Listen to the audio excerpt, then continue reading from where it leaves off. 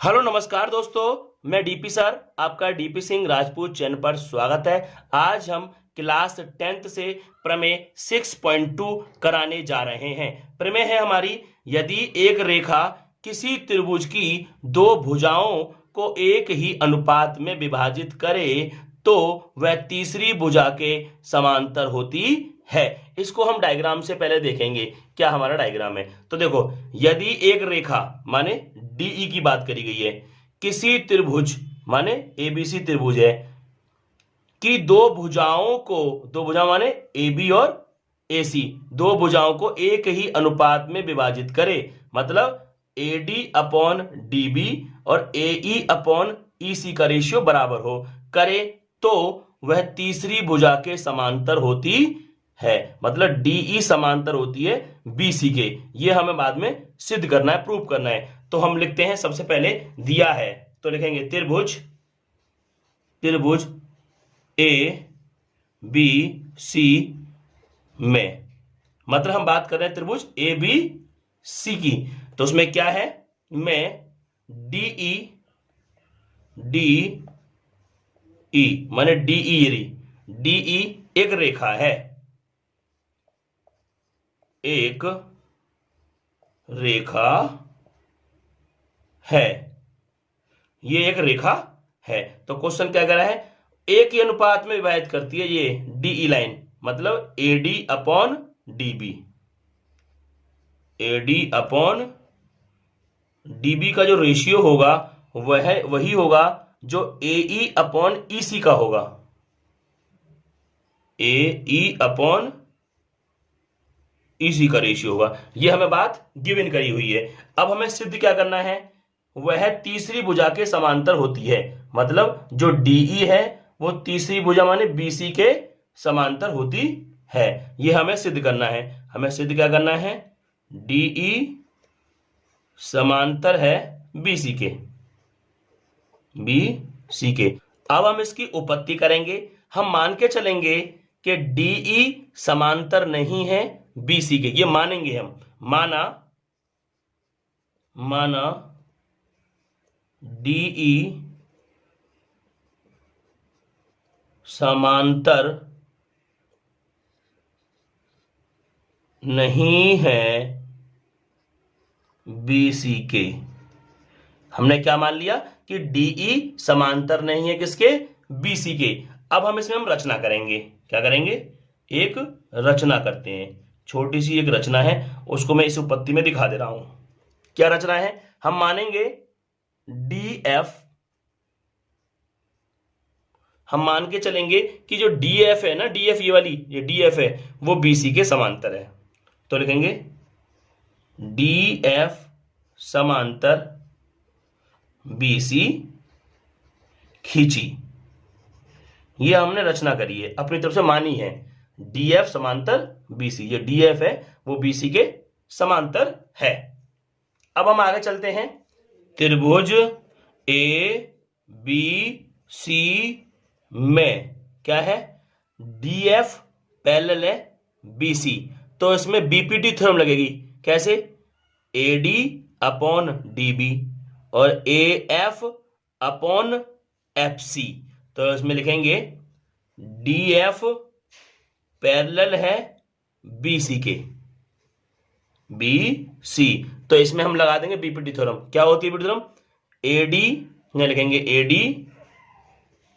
AD upon dB, क्या dB बराबर, अब यहां से एएफ लिखेंगे एएफ अपॉन एफ सी, ये हम कहेंगे इक्वेशन नंबर क्या हो गई है, ये फर्स्ट हो गई, by B P T, BPT इसमें लग गई है। ठीक है, और ये हमें गिवन में दे रखा है। क्या गिवन में दे रखा है, AD upon DB, AD upon DB is equal to AE upon EC, AE upon E C. Equation number से मान लिया हमने 2, और ये कहां से आया है, गिवन से, गिवन माने दिया है, गिवन से। तो लिखेंगे समीकरण 1 व 2 से क्या देख रहे हो, देखो AD अपॉन DB और AD अपॉन DB ये बराबर हैं, तो ये वाली साइड आपस में इक्वल हो जाएंगी। क्या हो जाएंगी, AF upon FC is equal to AE upon EC। ठीक है, ये हो गया। अब हम क्या करेंगे, दोनों पक्षों में, दोनों पक्षों में एक जोड़ने पर, दोनों पक्षों में क्या जोड़ेंगे हम, एक जोड़ देंगे, इधर भी और इधर भी। तो लिखेंगे AF अपॉन FC, इसमें भी एक जोड़ दिया, और इधर से AE अपॉन EC, इसमें भी एक जोड़ दिया। अब हम यहां क्या मानेंगे, 1 मान के एलसीएम ले लेंगे। एलसीएम क्या आएगा हमारा यहाँ पे, FC। इसकी इसमें करेंगे तो क्या हो गया, AF, और इसकी इसमें करेंगे तो FC। इधर हम यहां भी एक मान के एलसीएम ले लेंगे। EC और 1 का एलसीएम क्या हो जाएगा, EC, और इसकी इसमें करेंगे तो क्या आएगा, AE प्लस, और इसमें करेंगे इधर तो इधर हो जाएगा हमारा EC। अब अपने हम डायग्राम में देखेंगे AF plus FC, AF plus FC। तो देखो ये रहा AF प्लस FC, तो ये पूरी साइड हो गई AC। तो इसका मतलब क्या आ जाएगा, यहाँ पे यहाँ आ जाएगा AC। क्या आ जाएगा, AC upon FC is equal to AE plus EC। तो देखो AE प्लस EC कहाँ है, AE प्लस EC, तो पूरा क्या आ गया, ये पूरा बन गया हमारा AC। क्या बन गया यहाँ पे, AC। तो इसकी जगह क्या लिख देंगे हम, AC अपॉन EC। अब AC से AC कट गया, ठीक है, तो क्या बचा, देखो यहां लिख देते हैं हम, क्या बचा, FC is equal to EC।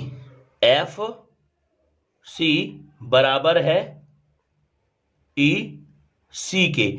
अब अपने डायग्राम में इस बात को हम देखते हैं, क्या लिखा है हमने कि FC इक्वल है EC के।